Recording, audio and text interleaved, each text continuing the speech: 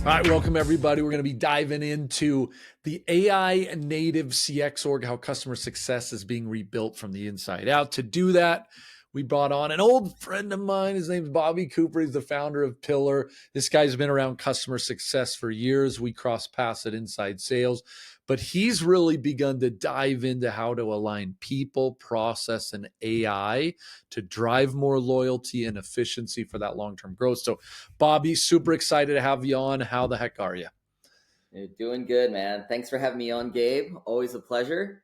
Love Yeah, following you online. It's I feel honored to be on the screen with you. yeah, man, excited to dive in to kind of this topic. I know you've jumped in real deep. This customer success world, like everything else, is in this kind of flux state of, data, AI, people. How do we all kind of manage it? So we'll get into that in a second. Before we do, though, dive in just one more click. What you've been doing the last little while? What's Pillar doing? Give us that overview. Yeah, Pillars kind of evolved over time.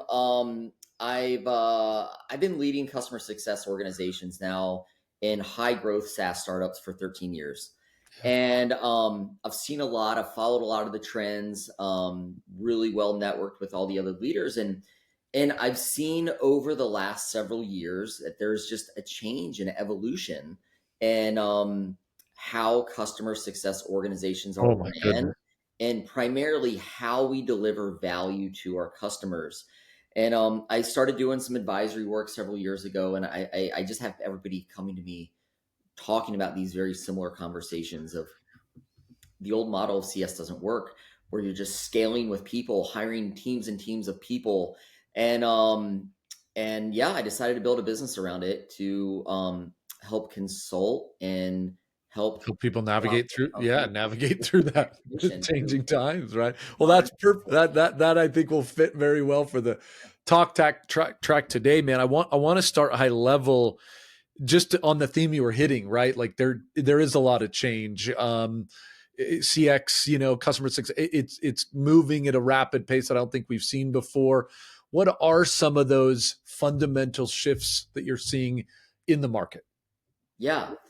Um, I think one of the biggest things is the biggest shift is, I would say, how we deliver value to a customer, as Yeah. well as the makeup of the customer success org chart, right? In the past, the org chart was just all people doing roles, having portfolios based on a certain ratio. It's just very people centric. Um, the economics of SaaS have changed, and we're being forced to do more with less. Several years ago, we did more with less, meaning we just laid off a bunch of people and gave people triple the size portfolio, and it broke more. It didn't work.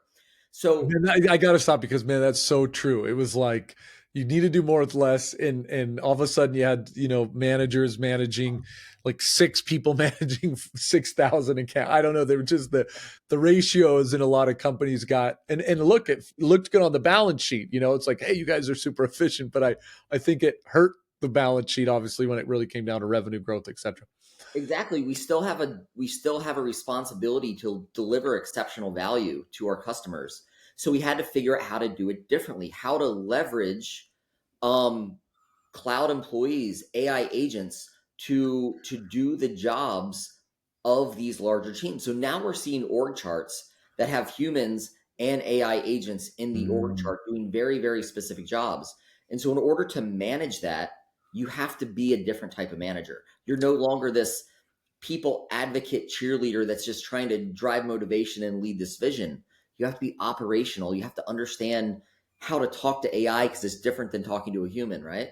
I Um, mean, Bobby, I think I actually had someone reach out to me the other day and just say, Gabe, um, how do you do this? I mean, look, we're still early in all this. And so I appreciate that. I don't know if I can name 1,000 companies doing everything well when it comes to AI, but that point you just said, like a manager trying to manage like agentic agents while kind of like having a team. And she was just like, I don't, any advice or thoughts on like how to do this team that is more of like a blended team as we really go hard after AI. And I mean, I said some things, but it's a little tough. Thoughts Mhm. on that one? Like, Yeah. how do you envision, or will companies be able to operate in that environment with like customer success and people and agents working, cloud employees working next to each other? Yeah. I'm gonna switch my hat. Believe it or not, I spent a period of my career as a VP of HR. So I love I don't know performance. if I knew that. I don't know if No, I no, knew that. What I was that? Was that like 1999, man? Come no, on. no, Were that was you pulling actually it? not too long ago. I wore both HR and CS hats at the same time. Oh, really? But it all comes back to performance management. And so when I would do performance management for people, I would always say performance management begins at the job description. You have to be very, very articulate on why you need to hire a person, specifically what's their job, what's the outcome needed, what are the measurements, the KPIs, Yeah. and everything. So that's the same with when you do AI. I love that. I You love don't that. you don't bring on an AI plug and play tool and you magically get magical success. You need to be very, very deliberate about what the job is to do. Can it be done by a human? Can it be done by AI? What are the metrics, the KPIs, the outcome, and how do you monitor it long term to make sure you're maximizing like optimal Oh, performance? man, that is such a different framing though, right? Because again, you and I talked about this the other day, like this concept of tool versus teammates. I mean, what you're talking about is like managing almost like a human. Like Gabe, I look at the outcome concept. Whereas, look, so many of us so long in customer service, customer success, doesn't matter where you were. If you bought a tool like Gong or whatever, some tool, Mhm. you would never be like, I'd look at the like performance metrics. You'd be like, no, did we implement it right? Was it did it get its updates?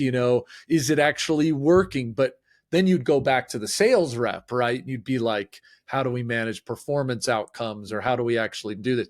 I just think that is, I don't know if that's going to be such a shift from managing like tools to Mhm. managing teammates and going to where you just said, which is like, really, I'm looking at outcomes just like I do with my team. It's all about performance management. I think that's pretty different. That's going And to be when different. you dive into it, in a way, it's almost easier because say you have a rep that's underperforming.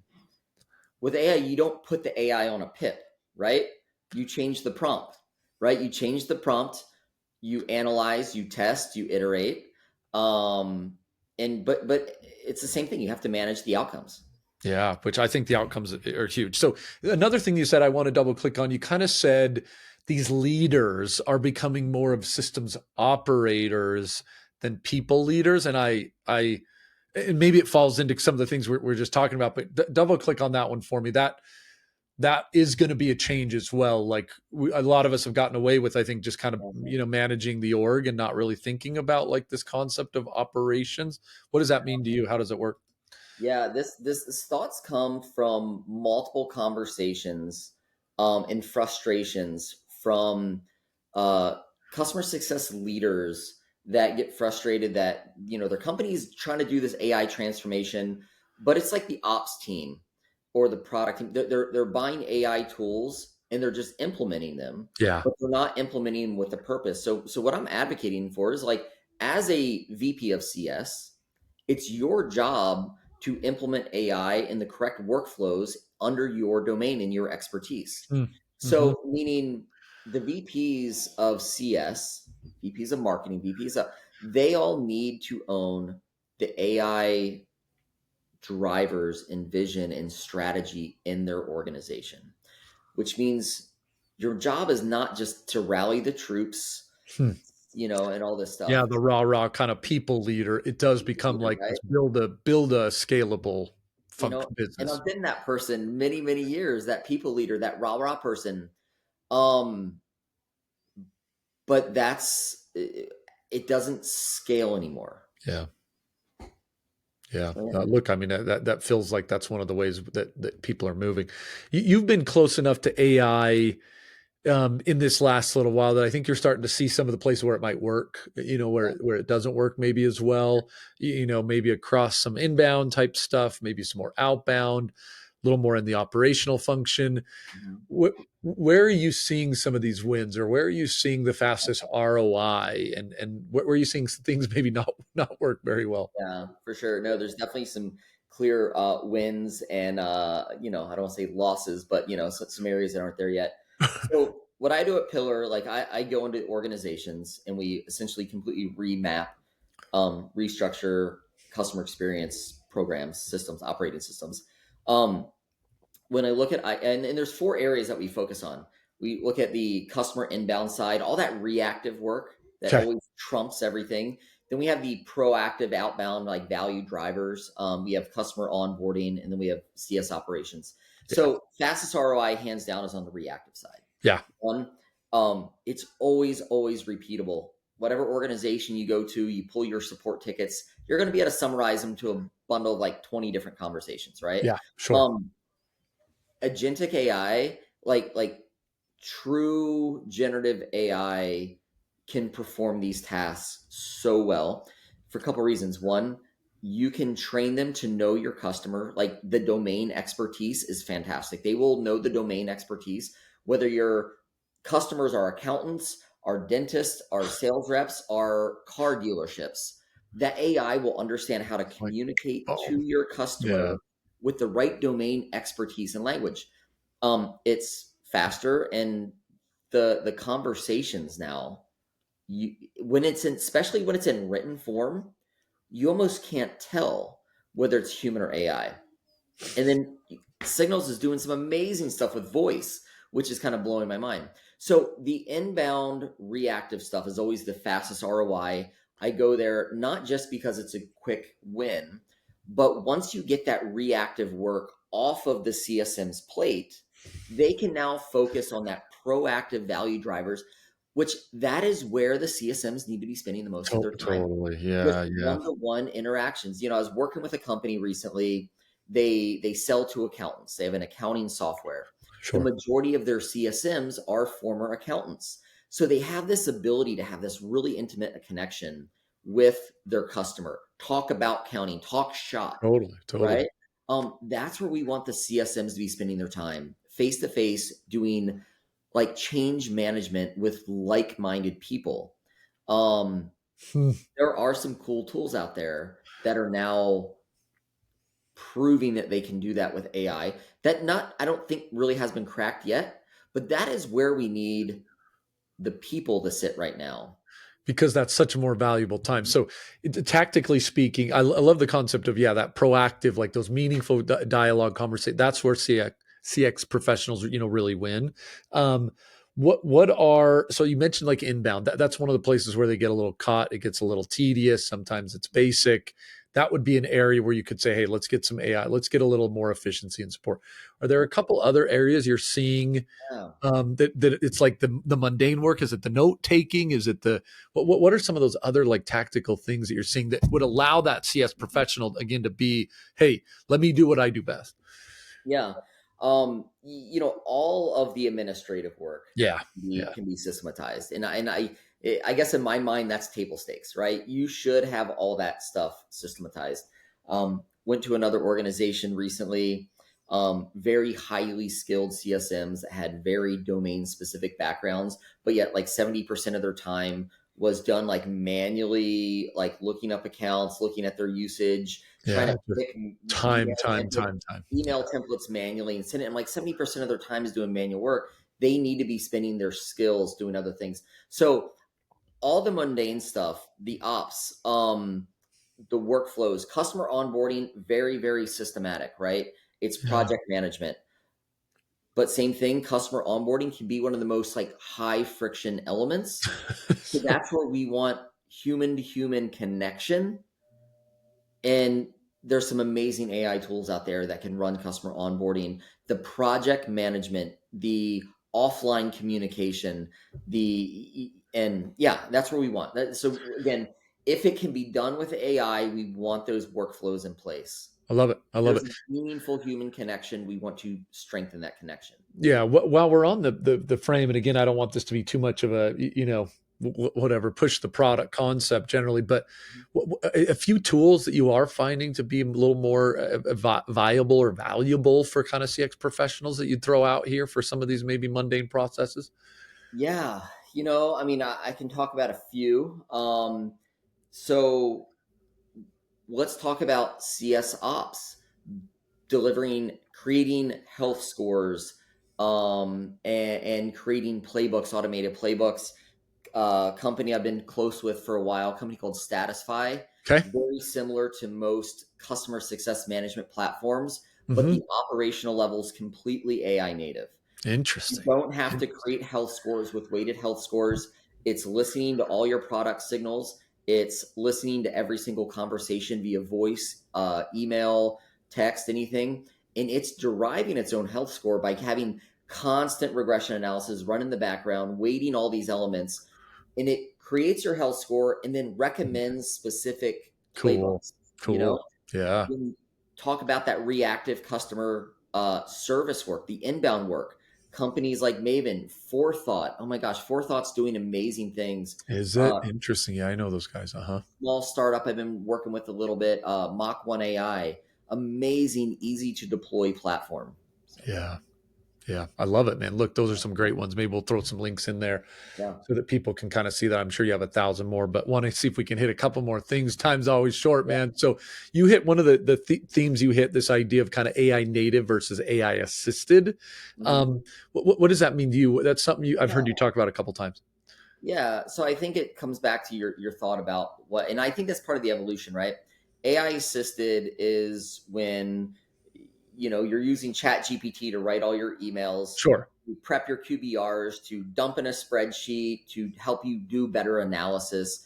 It's the assisting. It's like the co-pilot, right? There's so Yeah. many co-pilot products out there. That's sure. That's right. That's right. Now, AI native, this is when you are architecting your customer experience with specific cloud employees in mind. Mm, And this is mm. why I think Signals is such a strong product in this case, because you can take agents, cloud employees, and give it very, very specific jobs to do. Okay, Yeah. You this is move from kind of effectively this assistant to like autonomous, right? That makes exactly sense. That makes total sense. autonomous. So it lives in the organization. I always go back to the org chart. It lives in the org chart. Yeah. It has a Yeah. specific job that you can give it. So um That's helpful. yeah, That's super helpful. Okay. Do you feel, as you've seen a lot of these people, I'm just wondering where people go wrong, so you've seen some of these implementations, they're trying to layer in AI into customer success. Any quick words of wisdom as to kind of where they may be going wrong sometimes, they're missing the mark? yeah. Just don't go buy off of the buzzword, right? Don't go buy the latest thing. It's not plug and play, right? Is plug and play as everybody says. And yes, you can plug in tools and get some Sure. value out of it, but you have to think it from the organizational level, the CX architecture level, like that actual customer experience organization from the ground up. Yeah. Be very, very deliberate. If you don't have deliberate needed outcomes, don't go buy the tool. Yeah. If you have something that you say, okay, here is an activity, here's a problem, here's a whatever, a process that is repetitive, that is trackable. Like if you're doing things and you have APIs that you can plug into, you can get agents in there, right? Sure. Um, Go in with a plan, um, and implement, whether it is a point solution or a custom agent, Yeah. do it with intention around a specific outcome. Yeah. Yeah. Look, I think there's a lot of people who are trying and failing right now. So I think the advice is much appreciated. All right, man, we're looking to wrap here. I'm curious, as you think about the future, like, if you were going to build a customer success organization, maybe from scratch, that maybe you don't have all the head count, but you have all this AI, how would you, or how are you coaching companies Yeah. to kind of do it a little more different than the traditional means we've seen? Yeah. If I were to start from scratch, I would hire a product person on the CS team. Yeah. I would hire somebody Okay. that can build workflows and agents. Um, and then when I start hiring the CSMs, I would hire them to be very domain specific to the work that you're doing. Hmm. So again, you're now strengthening your power of automation, Yeah. and then you're strengthening your power of human to human connection. And I think truly, when those two are maximized, you're going to get optimal customer outcomes and a better customer experience. Yeah, yeah. Look, but that's a pretty different first hire. You call it kind of a product expert, but it's kind of like an AI, like almost like AI ops or something. I mean, they're like doing Yeah, a lot of the absolutely. AI stuff, basically. Am I understanding that correct? Absolutely. I mean, I would look at it that that first hire is now going to build a dozen employees for me. Yeah, yeah. You know? That's cool, man. Yeah, look, that's those roles are emerging. I was debating the other day about this, that GTM engineer, something you're hearing about more in go to market. Yeah. But it feels like there's an evolution of something that supports that AI Mhm. build out, but I think it's going to continue to evolve, and obviously you'll be at the front lines to hear it. So be fun to have you back on, Bobby. Maybe a later date as you kind of continue to dive in Yeah. head first into all the changes and trends and AI and CS. So thanks for jumping in. If someone wanted to get in touch with you or learn a little more about PILR, what's the best way to do that? Yeah, hit me up on LinkedIn. You can find me, Bobby Cooper. Hit me up online at my website, pillarcx.com. That's pilrcx.com. Hit me up, Bobby at pillarcx.com. Cool. Well, again, hey man, appreciate it, and for the audience, have a fantastic day.